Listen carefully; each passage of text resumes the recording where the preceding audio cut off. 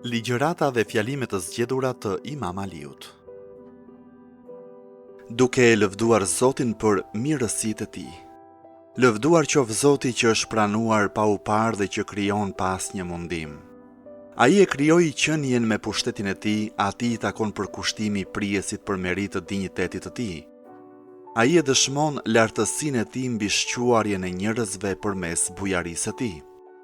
Ai është që e bëri krijimin e tij të populloj botën, ai nisi te xhindët e njerëzit lajmëtarët e tij, për të zbuluar thelbin e saj, për t'i paralajmëruar për dëmet e saj, për t'u dhënë shembuj prej saj, për t'u treguar të metat e saj e për t'u dhënë një tablo të plot të aspekteve që përmbajnë mësim lidhur me ndryshimet e shëndetit dhe me sëmundjet në këtë botë, me gjërat e saj të ligjshme dhe gjërat e saj të paligjshme.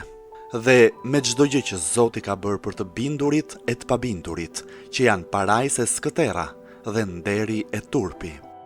E falënderoj Zotin sa ai e kërkon mirënjohjen e krijesave të tij, ai ka fiksuar mas çdo gjëje, kohë të fundme çdo mase, e ligj të pathyeshëm çdo kohë të fundme.